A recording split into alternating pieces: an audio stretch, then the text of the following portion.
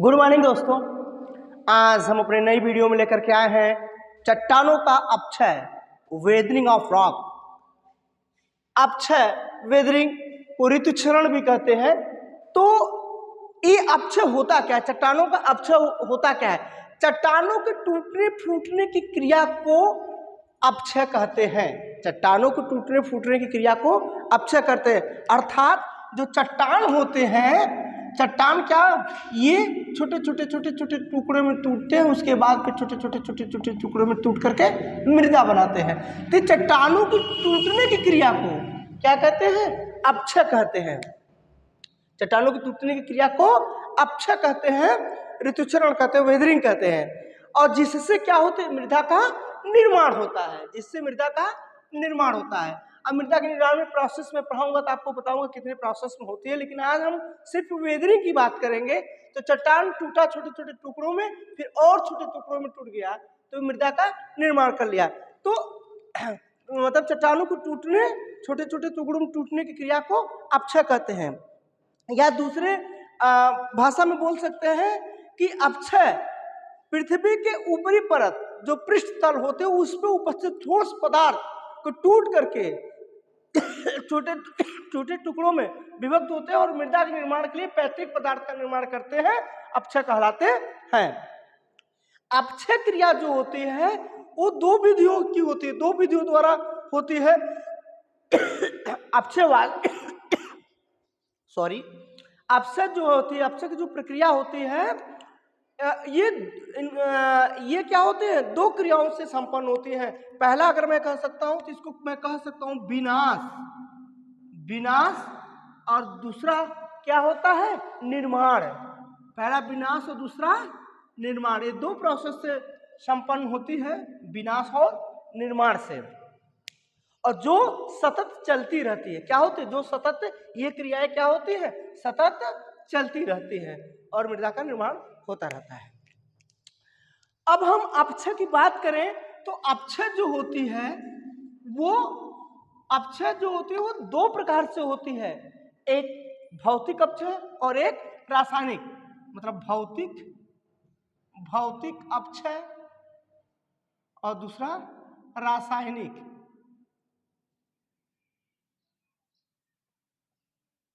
रासायनिक अपक्षय।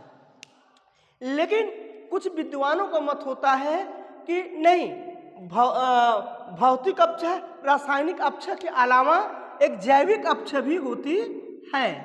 जैविक अपक्षय भी होती है। मतलब बताया गया कि अपक्षय की क्रियाएं जो है दो प्रकार से होती है, एक भौतिक और एक रासायनिक। लेकिन कुछ विद्वानों का मत होता है कि नहीं, भौतिक और रासायनिक अपक्षय के साथ साथ एक तीसरी विधि जैविक अपक्षय भी होती है। परंतु जोफे जो वैज्ञानिक थे, जोफे वैज्ञानिक ने बताया कि नहीं, भौतिक अपक्षय जो होता है भौतिक और रासायनिक ही होती है। जो जैविक होता है, ये इसके जो जैविक विधि होती है एक्चुअली में, वो भौतिक और रासायनिक होती है, सिर्फ इसके द्वारा होती है, इनके जैविक के द्वारा होती है। इसलिए उनको तीन भाग में बांट देते हैं। लेकिन जोफे के अनुसार बोला गया कि नहीं, अपक्षय दो ही प्रकार की, भौतिक और रासायनिक विधि द्वारा ही होती है, दो ही प्रकार से होती है। तीसरा जो विधि जैविक है, ये कोई विधि नहीं है, ये इसके द्वारा भौतिक और रासायनिक विधियां संपन्न होती हैं। तो ये होगी हमारी विधि। और मैं आपका इसका क्लासिफिकेशन के अगर रूप में जाऊं तो मैं यहाँ पे वेदरिंग लिखूं, वेदरिंग। तो ये हमने बताया कि आपको तीन प्रकार की होती है। एक होती है कि फिजिकल वेदरिंग, दूसरा केमिकल वेदरिंग, और तीसरा बायोलॉजिकल वेदरिंग। मतलब आपका भौतिक,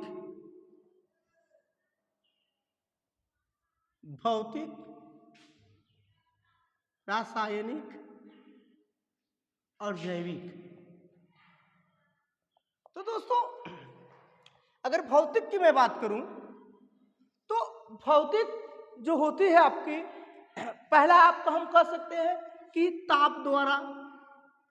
इसमें जो भौतिक क्या होता है, भौतिक वेदरिंग का क्या मतलब है? भौतिक वेदरिंग में ये इसका तात्पर्य है कि जो ये चट्टान है वो भौतिक विधि द्वारा, भौतिक क्रियाओं द्वारा, जो भौतिक प्रोसेस होते हैं उसके द्वारा ये क्या होता है, छोटे छोटे टुकड़ों में विभक्त हो जाए।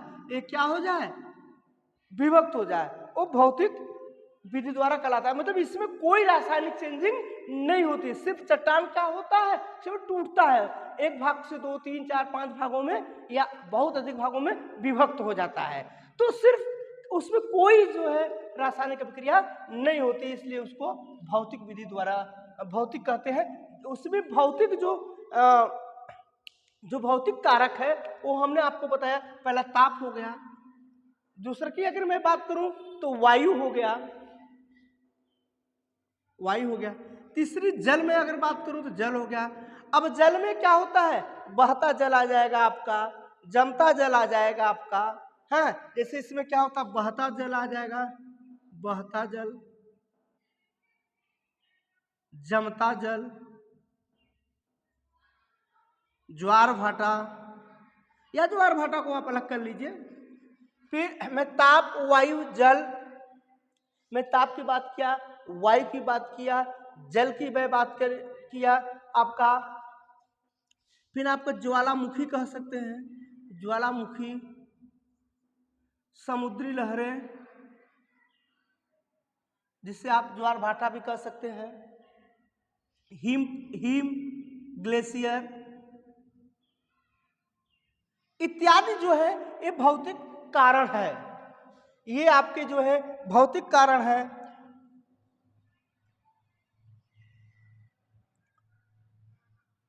और मैं अगर रासायनिक की बात करूं तो रासायनिक में आपका आ जाएगा hydration, dehydration, hydrolysis, hydration, dehydration, hydrolysis, oxidation, reduction,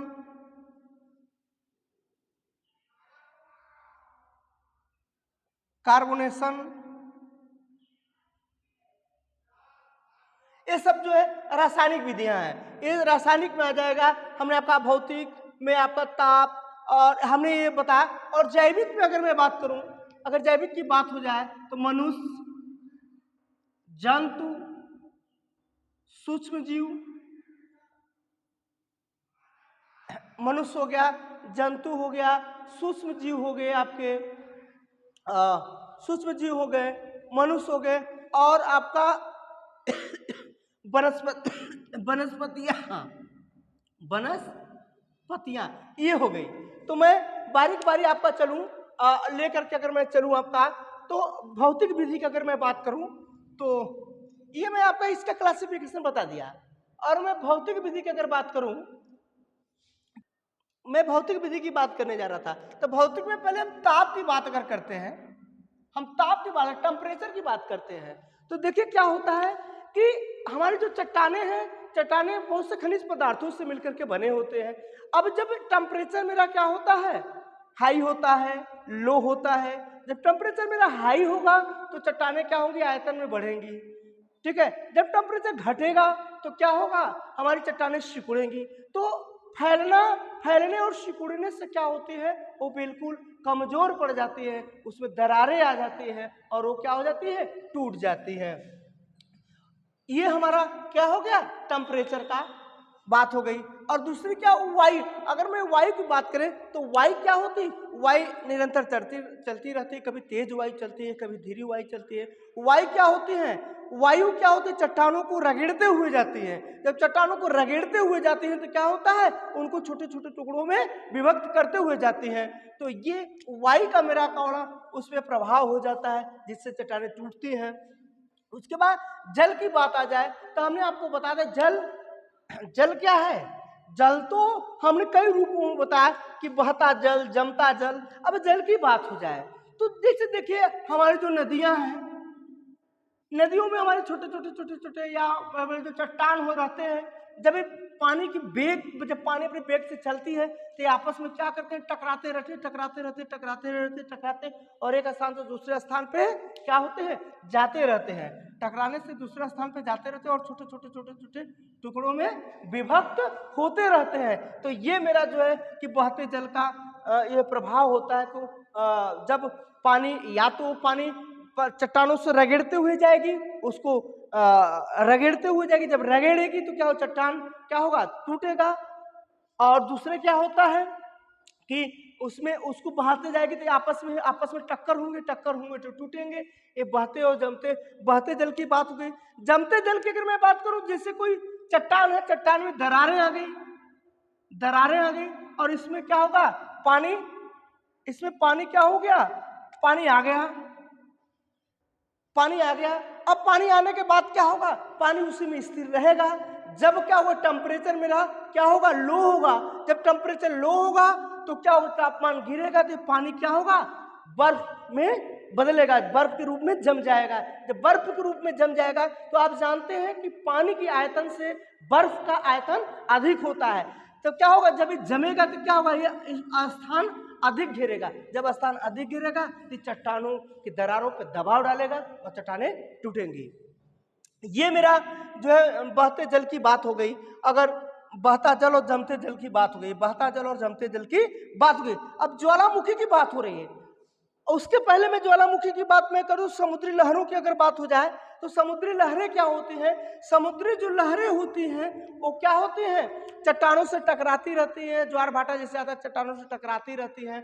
समुद्र के किनारे भी चट्टान है, चट्टानों से टकराती रहती है तो उनको क्या होती है, तोड़ती रहती हैं और क्या करती हैं, अपना तोड़ती रहेंगी और उनको खुदरती रहेंगी, रगड़ती रहेंगी। तो चट्टान क्या होता है, छोटे छोटे टुकड़ों में विभक्त होता रहेगा। हिम ग्लेशियर, अब ग्लेशियर की बात होती है। ग्लेशियर आप जानते हैं, ग्लेशियर क्या होता है, बहुत बड़े बड़े कई किलोमीटर की ग्लेशियर भी होती है। क्या ग्लेशियर जो होता है आसपास के चट्टानों पर क्या करता है, दबाव डालता है, बहुत अधिक, कई टनों का दबाव डालता है। जब दबाव डालेगा तो चट्टानें क्या होती हैं, टूटेंगी, चट्टानें टूट जाती है। तो ये जल की बात हो गई। अब उसके बाद अब ग्लेशियर की बात हो गई, जल की बात हो गई, और एक बात हमारी रह गई ज्वालामुखी। ज्वालामुखी का जब विस्फोट होता है तो उसके आसपास की जो ज्वालामुखी के अंदर या बाहर या बगल में जो भी चट्टानें होती क्या, उसके विस्फोट से क्या होती, टूट जाती हैं।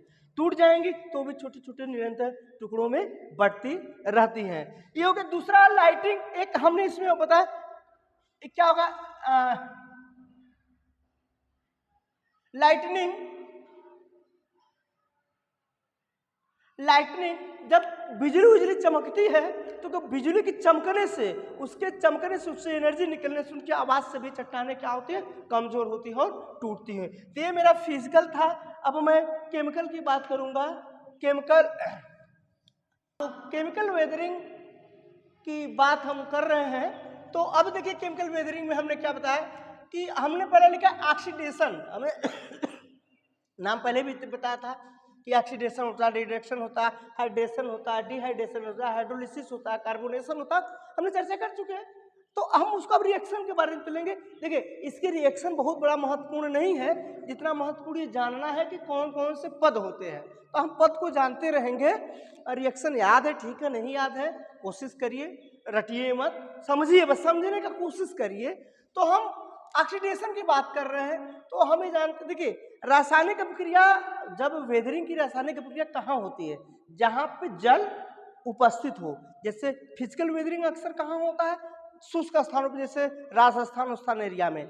और वेदरिंग, केमिकल वेदरिंग की प्रोसेस कहाँ होगी, जहाँ पे पानी अधिक हो, जैसे हिमाचल वगैरह प्रदेश हो गया। मतलब इस तरह से आप जानिए। तो आपका जो ऑक्सीडेशन है, आप कक्षा 9-10 से ही पढ़ते होते चले आए हैं कि ऑक्सीडेशन क्या होता है, कि ऑक्सीजन का जुड़ना या हाइड्रोजन का निकलना ये ऑक्सीडेशन क्रिया कहलाता है।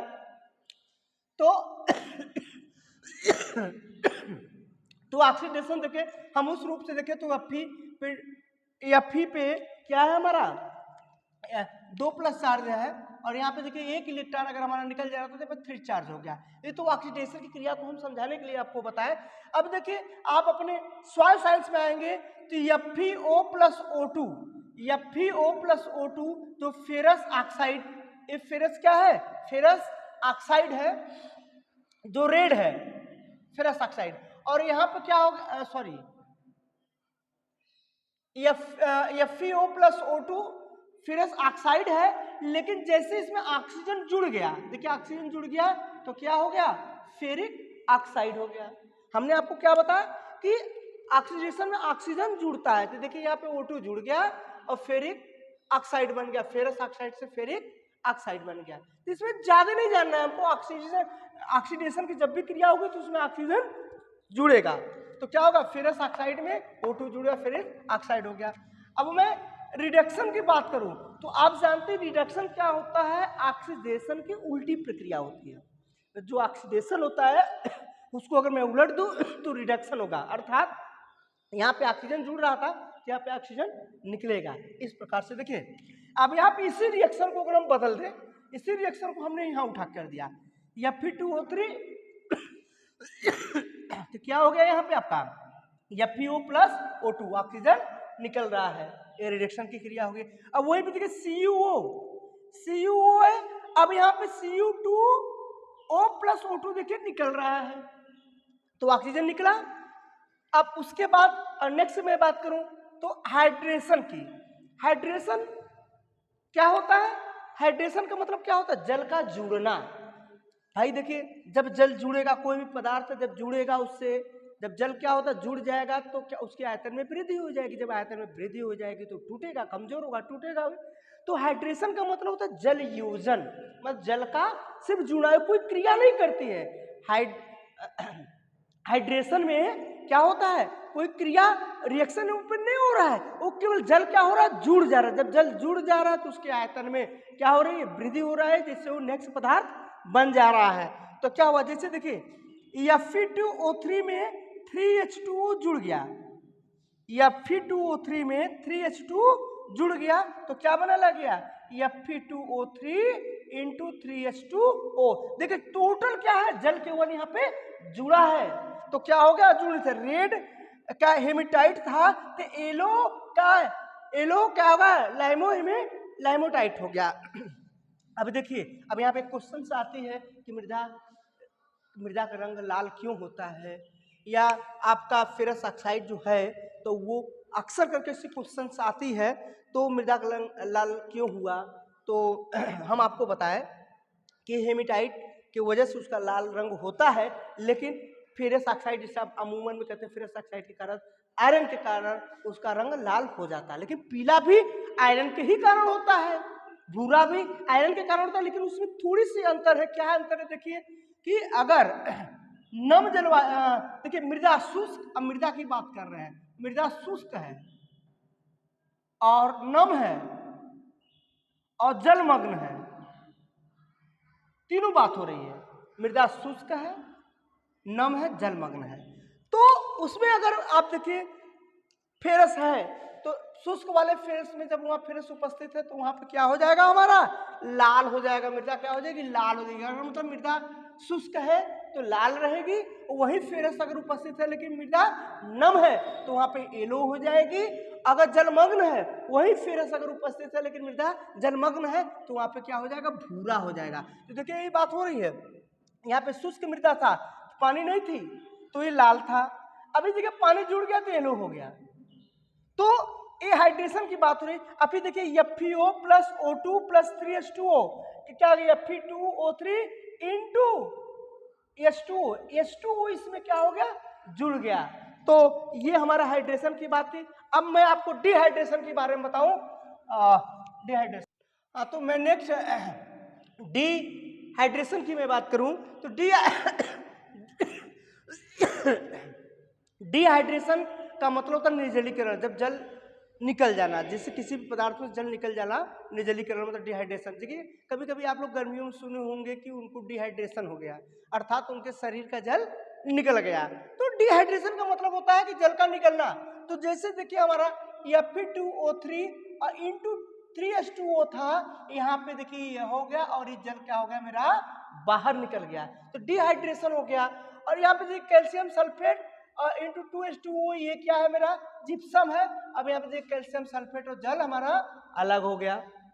तो ये इससे क्या होता है, जब चट्टान में जल जुड़े हैं तो क्या है, वो उसकी आयतन अधिक है। जब जल के अणु उससे निकल गए तो उसकी आयतन कम हो गई या वो कमजोर हो गया, जो बन से बड़ा था वो टूट करके छोटे रूप में विभक्त हो गया। तो ये डिहाइड्रेशन की हुई। अब हाइड्रोलिसिस की बात हो रही है।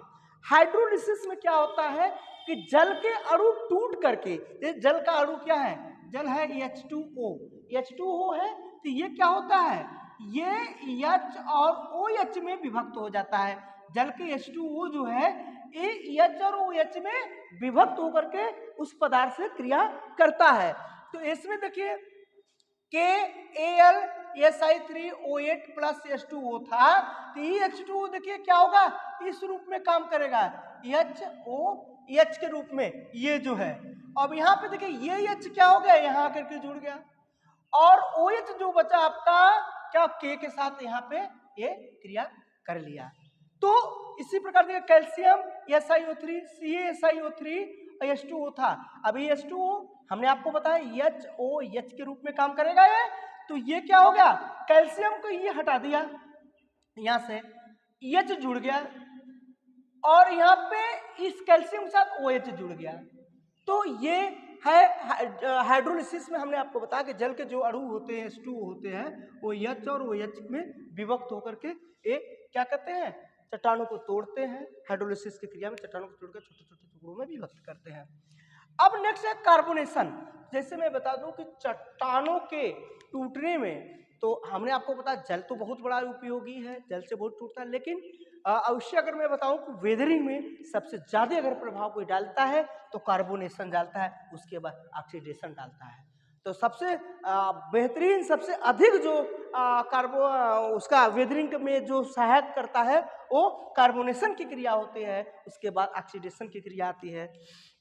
तो कार्बोनेशन में देखिए क्या होता है, कार्बोनेशन में चट्टानों पे कार्बन और ऑक्सीजन कार्बन डाइऑक्साइड, चट्टानों में जो कार्बन डाइऑक्साइड होते हैं ये क्या करते हैं, इनके क्रिया से जो होता है HCO3 और HCO3 के रूप में बदल करके क्या करते हैं, ये प्रभाव डालते हैं। तो इस रूप में क्या करते हैं, ये प्रभाव डालते हैं। कार्बन डाइऑक्साइड जो होते हैं कार्बोनेट और बाइकार्बोनेट रूप में होकर के क्या करते हैं, प्रभाव डालते हैं। तो ये देखिए हमारा क्या हुआ, CH3PO4 का ट्वाइस में CO2, यहाँ पे CO2 होगा, CO2 और जल क्या होगा, मिल करके कार्बन डाइऑक्साइड में मिल करके क्या कार्बोनेट के रूप में चेंज हो जाएंगे। देखिए बाइकार्बोनेट या कार्बोनेट के रूप में क्या कर इसको तोड़ेंगे। तो देखिए तोड़ते हैं क्या होगा, CH3 था यहाँ पे C हो गया, H आ गया, और तोड़ करके क्या बन गए, कैल्शियम बाइकार्बोनेट बनाए और इसको एक क्या कर दिए, इसको विभक्त कर दिए। तो दोस्तों ये मेरा अभी तक क्या था, ये मेरा रासायनिक था अभिक्रिया। तो हमने फिजिकल बताया और हमने क्या बताया, रासायनिक बताया। और मैं आपको जैविक अभिक्रिया बता दूं। फिर से मैं बताने के पहले बताऊं कि क्या है, कुछ विद्वानों का मत था कि 2 ही प्रकार होते हैं, लेकिन कुछ विद्वानों को मत था कि 2 ही प्रकार के फिजिकल और केमिकल होते हैं। लेकिन कुछ विद्वानों का मत है कि नहीं, ये फिजिकल, केमिकल और बायोलॉजिकल मतलब भौतिक, रासायनिक और जैविक क्रिया भी होती हैं। लेकिन जो वैज्ञानिक थे उन्होंने कहा नहीं, ये क्या होते हैं, सिर्फ भौतिक और रासायनिक अभिक्रिया से ही, भौतिक और रासायनिक से ही वेदरिंग होती है चट्टानों का। जैविक जो है वो प्रोसेस है, क्या है, भौतिक क्रिया और रासायनिक क्रिया को पूर्ण करने के लिए। लेकिन फिर भी मैं जैविक की अगर मैं बात कर लेता हूं तो जैविक की बात में आपको मैं बताऊं कि जैविक की क्या है। तो जैविक अपक्षय, तो मैं जैविक अपक्षय की बात करूं तो जैविक अपक्षय में बताया मनुष्य, जीव जंतु, सूक्ष्म जीव और वनस्पतियां। तो देखिए भाई, मनुष्य तो बहुत बुद्धिजीवी है, उसके पास बहुत संसाधन है, वो चाहे जितना चट्टानों का वेदरिंग कर दे, चाहे जितना चट्टानों को तोड़ दे, जैसे रेलवे लाइन निकालना हो गया, पुल का निर्माण करना हो गया, रोड का निर्माण करना हो गया, तो उनके पास तो बहुत ही शक्तियां हैं और बहुत ही संसाधन है। संसाधन के वजह से उसको तोड़ सकते हैं, वेदरिंग कर सकते हैं। तो मनुष्य इस प्रकार से उसको तोड़ता रहता है और चट्टानों का वेदरिंग होता रहता है। दूसरा जीव जंतु, देखिए जीव जंतु हालांकि जैविक बहुत इंपॉर्टेंट नहीं है, इससे क्वेश्चंस भी कम आएंगे, बट हम चर्चा कर रहे हैं। तो जीव जंतु क्या होते हैं? अब जीव जंतु में जैसे कि बहुत से जीव क्या होते हैं, खुर वाले होते हैं, जो कि निरंतर उस पर दौड़ते रहते हैं, चलते रहते हैं। उनके खुरों के टकराव से भी धीरे धीरे धीरे चट्टानें क्या होती हैं, कटती रहती हैं, अलग अपने मूल पदार्थों थोड़ी सी वो अलग होती रहती है। और बहुत से जंतु हैं जो उसमें होल बनाते हैं, अपने रहने के लिए होल बनाएंगे, उसको खोदते रहते हैं। तो इससे भी चट्टानों की वेदरिंग होती रहती है। और सूक्ष्म जीव की बात हो जाए, सूक्ष्म जीव की बात हो तो सूक्ष्म जीव क्या करते हैं? जैसे चट्टान है, नमी पाया, कुछ भी हुआ, ये चट्टान है, चट्टान है ये। अब इसमें क्या है? इसमें आपके जीव जंतु सड़े मड़े या जो है आपके इस पे जो है वो जो वनस्पतियां हैं, वनस्पतियां भी रहेंगे।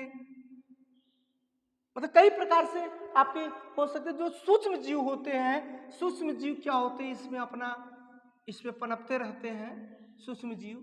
और सूक्ष्म जीव क्या करेंगे? क्रिया करेंगे, कार्बन डाइऑक्साइड छोड़ेंगे, ऑक्सीजन करेंगे, ठीक है। इस चट्टानों का कार्बोनेशन होगा तो क्या, या इसमें जो पदार्थ हैं उसका ह्यूमीकरण करेंगे, उसको विघटन करेंगे, जो इसपे वनस्पतियां वगैरह आएंगी उसका वो विघटन करेंगे। विघटन क्या करेंगे? इसका डिकम्पोज, अपघटन करेंगे। विघटन अलग चीज होता है, अपघटन अलग चीज होता है। विघटन का मतलब है सिर्फ टूटना, उसमें कोई रासायनिक प्रक्रिया नहीं होती है। लेकिन अपघटन में क्या होता है? वो भी टूटता है लेकिन उसमें रासायनिक प्रोसेस होती है।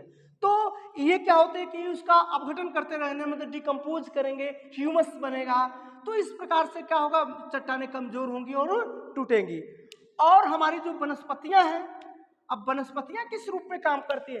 ये हम लोग देखते रहते हैं कि हम लोग जाते हैं, बहुत पुराने पुराने जो किला है या बहुत जो मकान है, पुराना मकान है, उस मकान में कोई नहीं रहता, मकान खंडहर के रूप में अगर तब्दील हो रहा है तो देखेंगे उसमें बहुत सी झाड़ियां, बहुत से बड़े बड़े वृक्ष उसमें, उसके फर्श से चाहे उसकी दीवारों में उग जाते हैं। तो क्या करते हैं? उनकी जो जड़ें होती हैं वो अपनी जड़ों को क्या करते हैं? उसमें अपनी जड़ों को विकसित करते हैं। इससे क्या होता है कि उस दीवारों में क्या होता है? दरारें आती है, या चट्टानों में दरारें आती हैं, जिससे उसमें पानी जाएगा, जमेगा, फटेगा, या वो कमजोर होंगी, उनकी जड़ से ही टूटने से, बढ़ने से वो टूट जाएंगी। तो हमारी वनस्पतियां जो है उसमें बहुत ही रोल अदा करती हैं चट्टानों को तोड़ने में। और क्या होते हैं? जो उनके जड़ होते हैं, जड़ क्या होते हैं? चट्टानों के से ही कला अपने पोषक तत्वों को ग्रहण करती हैं। जब अपने पोषक तत्व को उसमें से वो ग्रहण करेंगे चट्टानों में से, चट्टान क्या होगा? पोषक तत्व निकलेगा तो चट्टान कमजोर होगा और वो टूटेगा। उसी प्रकार से जो पौधे होते हैं उनकी जड़ें जो होती है श्वसन की प्रोसेस भी करती है। जब श्वसन की प्रोसेस करेंगी तो क्या? कार्बन डाइऑक्साइड निकलेगा। कार्बन डाइऑक्साइड निकलेगा तो हमने आपको पहले ही बताया था कार्बन डाइऑक्साइड क्या होता है? जल से क्रिया, जल से मिल करके पदार्थों क्या कार्बोनेट बना लेता है, बाइकार्बोनेट बना लेता है, चट्टानें टूटेंगी, कमजोर होगी। तो आज का मित्रों मेरा लेक्चर था चट्टानों का टूटना, अपक्षय, ऋतुचरण या रॉक का वेदरिंग। आज हमारी जो लेक्चर थी ये चट्टान के अपक्षय पे था। नेक्स्ट जो है मेरा वीडियो चलेगा आपका मृदा की प्रोसेस, कि मृदा का निर्माण कैसे होती है, उसकी प्रोसेस के बारे में बात करूंगा आपसे। अगर ये मेरे वीडियो आपको अच्छी लगे तो वीडियो को लाइक करिए, चैनल को सब्सक्राइब कीजिए और अगले वीडियो के लिए तैयार रहिए। तब तक के लिए धन्यवाद।